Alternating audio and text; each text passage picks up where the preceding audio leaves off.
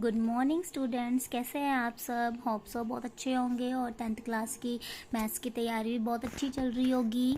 आपको पता है कि हमने अपना 10th क्लास का चैप्टर नंबर 5 शुरू किया हुआ है मैथ्स का। ठीक है, लास्ट प्रीवियस वीडियो में हमने एक्सरसाइज 5.1 कंप्लीट कर ली थी। आज हम एक्सरसाइज 5.2 को शुरू करेंगे। अगर आप मेरे चैनल पर नए हैं तो please like and subscribe it. चलो पढ़ते हैं अपने फर्स्ट क्वेश्चन की तरफ।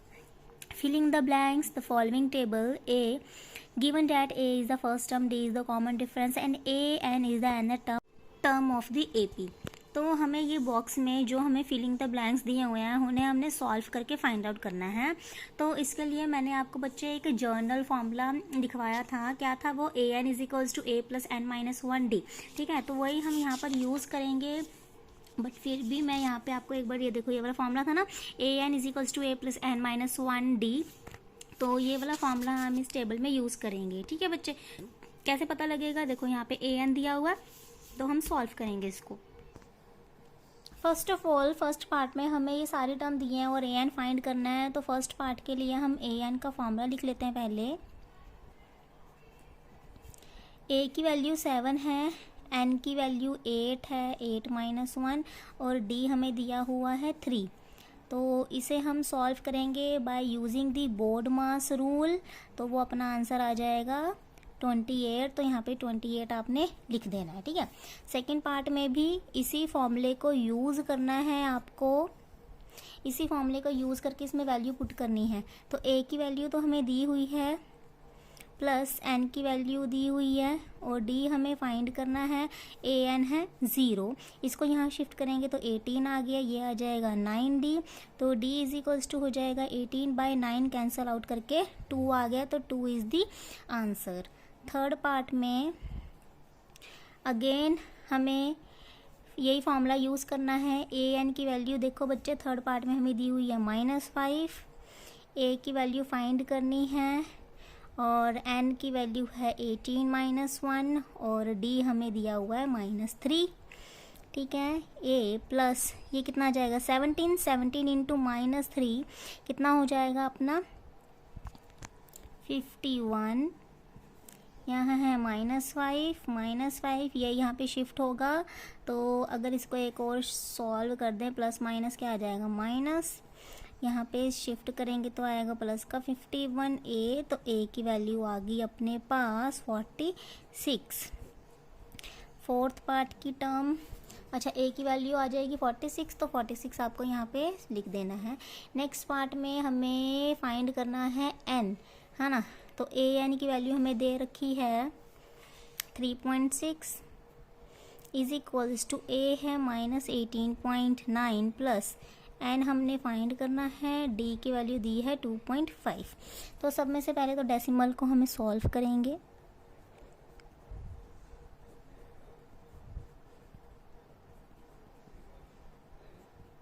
टेन सब में से कैंसिल हो रहा है, ये यहाँ पे जाएगा तो प्लस में आ जाएगा। ये एज सच वैल्यू लिख दी हमने। ठीक है, अब इन दोनों को करेंगे हम सॉल्व। 8 5 11 12 2 2 5, और यहाँ पे 25 मल्टीप्लाई आया तो यहाँ पे जाके डिवाइड हो जाएगा, कैंसिल आउट, ये जाएगा अपना 9 पर। तो 9 ये माइनस का 1 है, यहाँ पे आके +1 हो जाएगा। तो N की वैल्यू आ गई अपनी 10। तो इस N की वैल्यू को हम यहाँ पे लिख देंगे विच इज़ 10। नेक्स्ट पार्ट में हमें A D N और AN अगेन AN फाइंड करना है। तो बच्चे ये मैं आपको होमवर्क दे रही हूँ because it is same as the first part. ठीक है, तो ये आपका होमवर्क है। करते हैं अपना सेकंड क्वेश्चन में हमें देखो क्या दिया हुआ है यहाँ पे, choose the correct choice and justify the answer. तो सबसे पहले हमें फाइंड करना है 30th term of the AP is. तो ऑप्शन दिए हुए हैं हमें 4, तो इसमें से बताना है 30th टर्म कौन सी है। तो ये AP है, तो सबसे पहले मैंने यहाँ पर AP ही लिख ली which is start from 10। Sorry थोड़ा, तो यहाँ पे क्या आएगा 10 से स्टार्ट है, 10 7 4। यहाँ पे सबसे पहले लिख लेते हैं A की वैल्यू 10 दी हुई है और D की वैल्यू है 7 minus 10 which is -3। 30th term का मतलब है N की वैल्यू है 30। अब AN का फॉर्मूला क्या होता है, A plus N minus 1D, और 30th है यानी कि N की वैल्यू 30 दी हुई है, A है 10 प्लस 30 माइनस 1, D है -3। 10 प्लस 29 माइनस 3 10 माइनस 29 को 3 से मल्टीप्लाई करेंगे माइनस 87, सॉल्व करेंगे minus 77 which is the answer and the part is C is correct. और सेकंड पार्ट है, सेकंड पार्ट में दिया हुआ है हमें a is equals to -3, d अपना आएगा चलो निकाल ही लेती हूँ, d आ जाएगा -1/2 माइनस ऑफ -3 -1/2 प्लस 3/1, सॉल्व करके आया, इसको इससे मल्टीप्लाई करेंगे -1 प्लस 3 2 = 6 5/2। ठीक है बच्चे, अब मैं ये डायरेक्ट कर रही हूँ तो ये सीक्वेंस आपकी वैसे इस तरह से दी थी -3, -1/2, 2। तो a तो पता लग गया आपको -3 है और d को इन दोनों को माइनस करके मैंने फाइंड कर लिया। तो क्वेश्चन में कहा है 11th टर्म क्या होगी।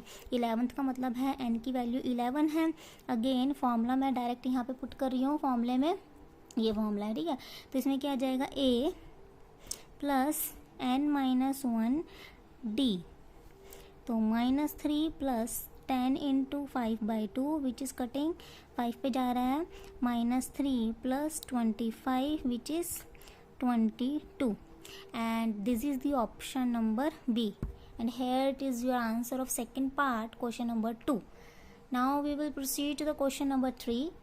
बच्चे क्वेश्चन 3 में हमें जो बॉक्स में मिसिंग टर्म है वो हमें फाइंड करनी है। ठीक है, फर्स्ट में लिखा है 2 ब्लैंक 26, तो इसका मतलब A1 A2 A3 ऐसे हमें दिया हुआ है, तो हमने फाइंड क्या करना है A2।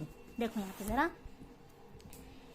यहाँ पे मैंने क्वेश्चन लिख लिया, हमें A दिया हुआ है 2, हमें फाइंड करना है A2 और A3 हमें दिया हुआ है 26। बच्चे A तो ठीक है, A+2 को A+1D लिख सकते हैं और यहाँ पे देखो A3 की वैल्यू है 26, मतलब A+2D is equals to 26। A की वैल्यू तो 2 है, हम 2 पुट करेंगे, यहाँ से हम फाइंड करेंगे D, यानी कि D की वैल्यू 12 आ गई और इसको यहाँ पे पुट करते हैं। देखो भाई क्या है, A की वैल्यू है 2 और D की वैल्यू कितनी है 12, ये कितना आ जाएगा 14 and this is your answer. ठीक है बच्चे, अभी हम सेकंड पार्ट भी करते हैं, अच्छे से समझ लगेगा आपको। अब सेकंड पार्ट में बच्चों हमें ये दिया हुआ है, ये है A1 A2 A3 A4, ये है A1 जो कि मुझे फाइंड करना है, A2 मतलब A+D 13 दिया हुआ है, A3 है A+2D ये भी फाइंड करना है, और A4 है A+3D विच इज़ 3।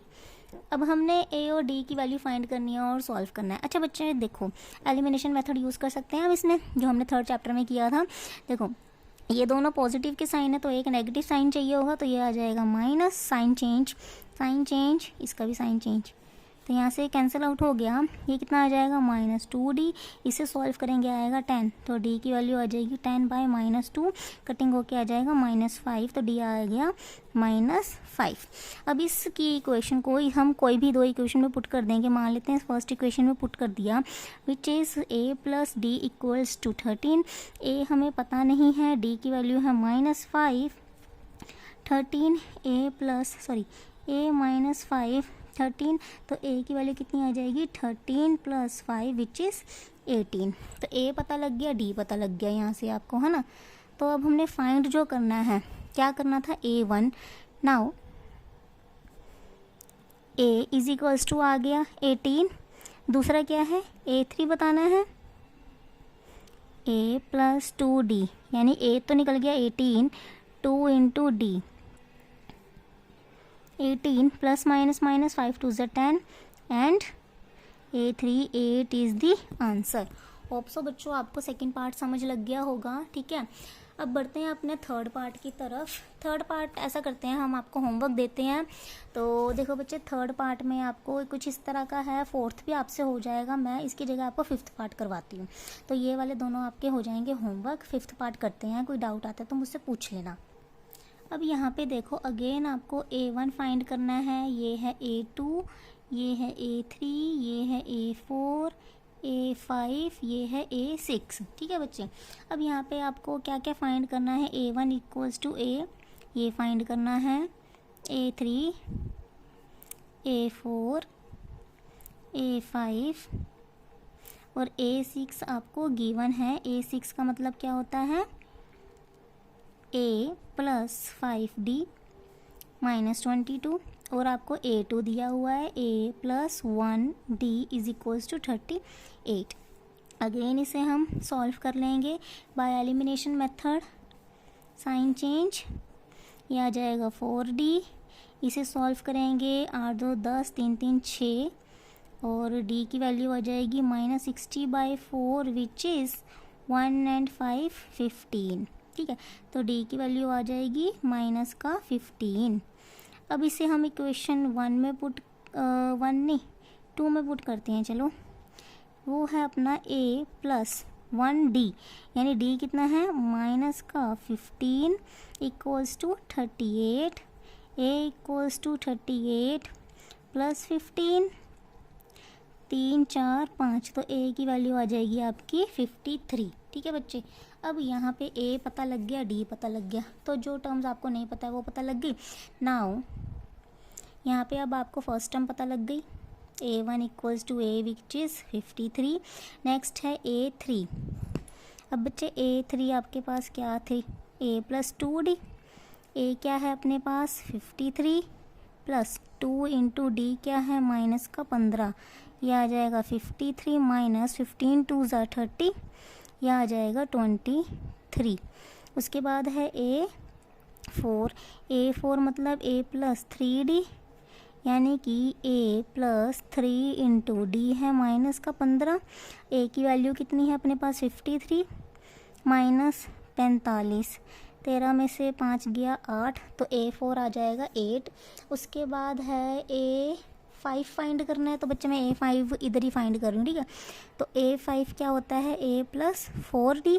A की वैल्यू लिख दी प्लस 4 इंटू D की वैल्यू लिख दी, 15 चौके 60, इन दोनों को माइनस करेंगे, ये आता है अपना -7, ये आ जाएगा A5, ये है A4 और ये A3।